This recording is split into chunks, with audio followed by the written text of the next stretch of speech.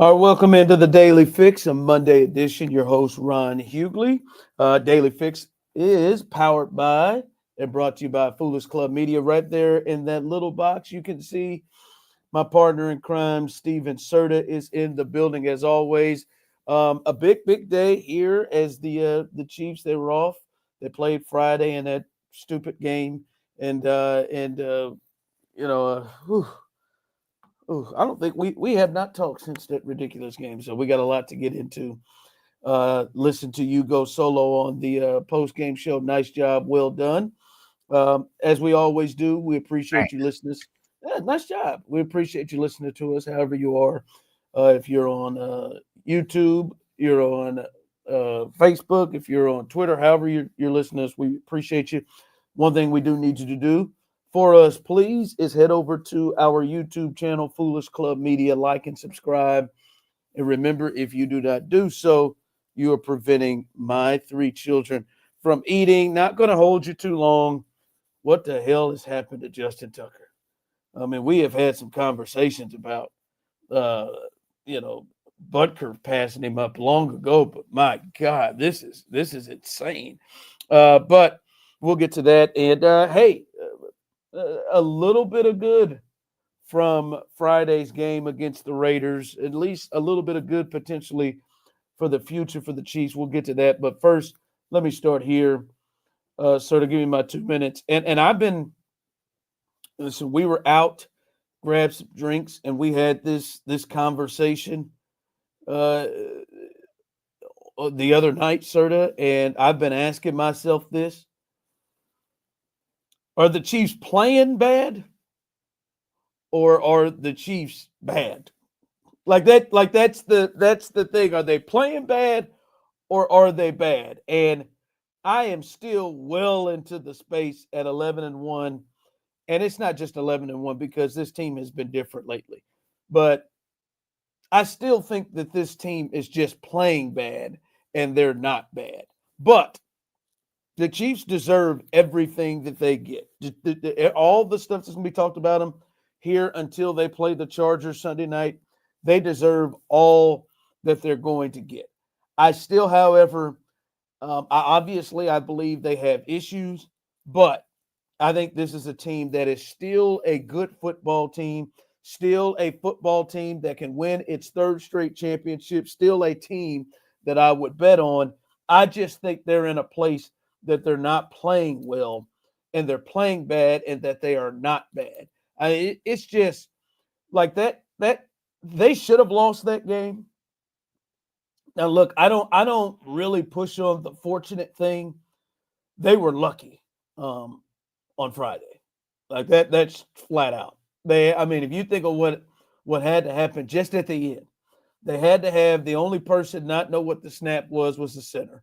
He snaps the ball early off the chest of the quarterback.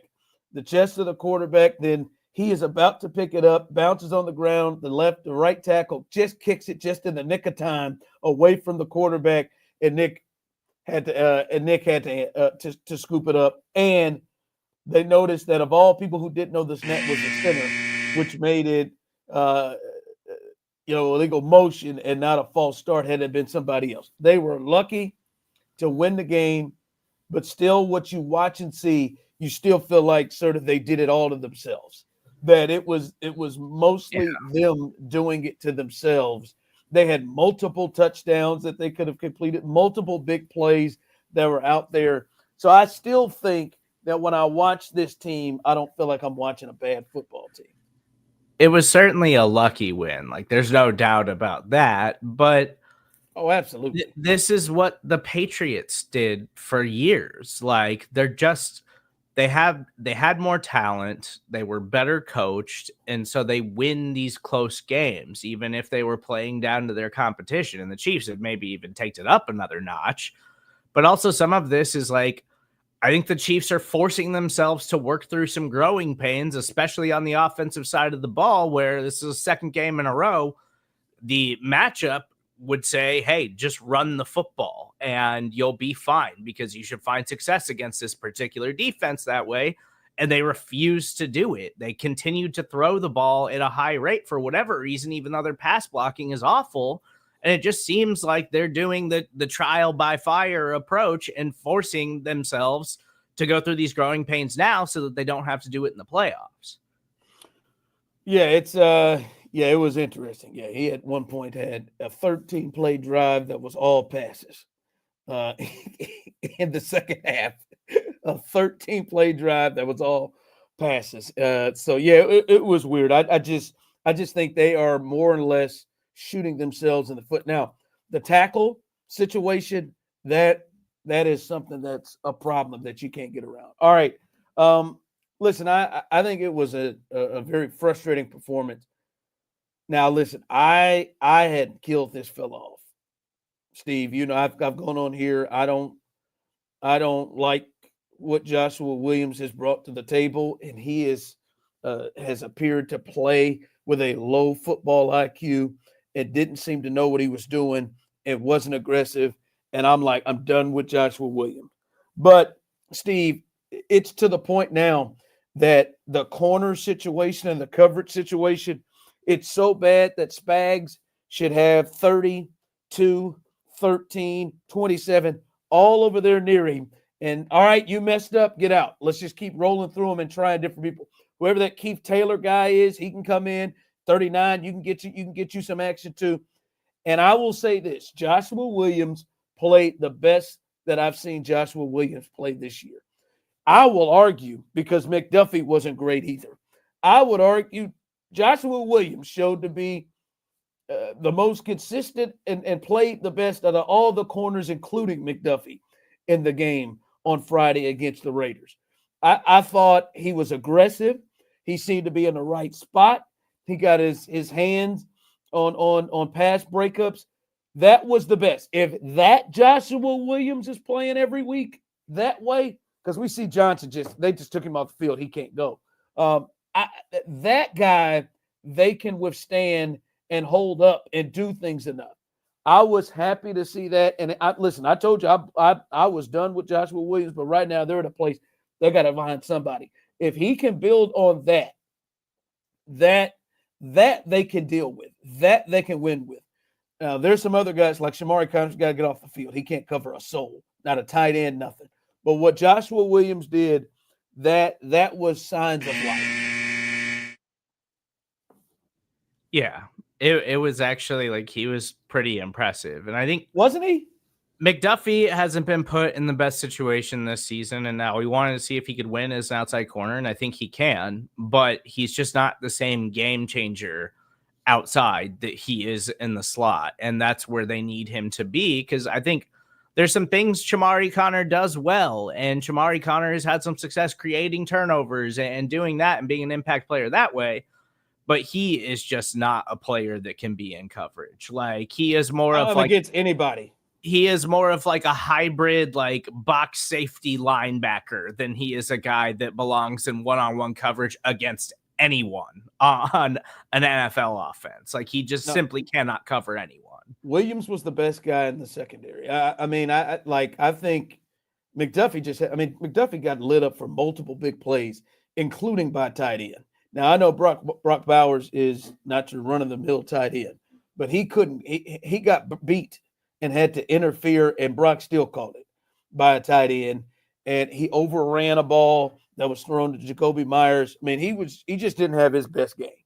I'm still confident in him, but Joshua Williams, his performance, that was really what the Chiefs need. And hopefully he can build on that and keep playing like that.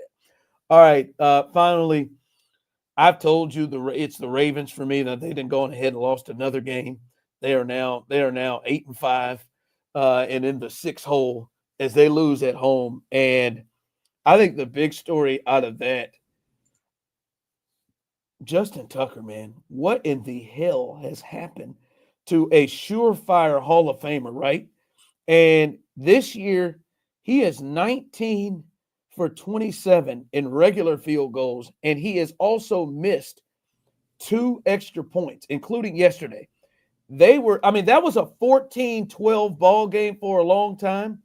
And while at 14-12, He missed 2 field goals, 47 and 53. They weren't kicking in what it was in Buffalo. It was fine kicking constraints, and he couldn't make anything, and he missed an extra point. The reason why they were sitting there at 12. He missed 3 kicks.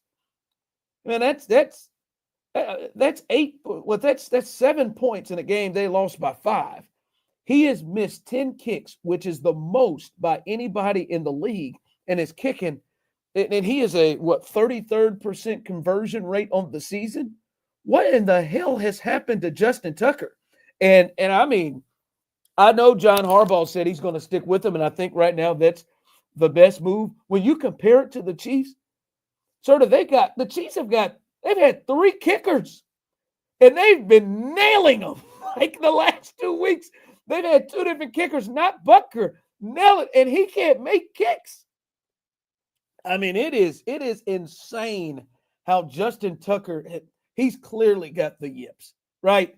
This reminds me of when Jose Altuve for the Houston Astros played second base and could not throw the ball to first base from anywhere on the diamond at second base in the playoffs. Just couldn't throw it to first base. He's missing extra points, Serta. And, he's old now, like he's 35 years old, but it's not like he doesn't have legs still. He's still got distance.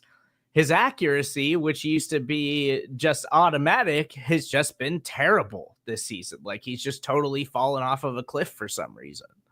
It seems to have happened since Kelsey threw his kicking tee. Yeah. And he was trying to be a hard ass and take his space while the Chiefs were warming up. It is just going – that's what it was. Justin Tucker, and was always followed up with the most accurate kicker in all of the NFL history. Not no Mojack. I mean, he is at a disadvantage. The Ravens, they've got to start thinking about going for these right now. They're already really aggressive. They should do it. It is wild. I mean, John's just over there. What the hell am I supposed to do now? We can't kick extra points. Hi, Mom and Courtney.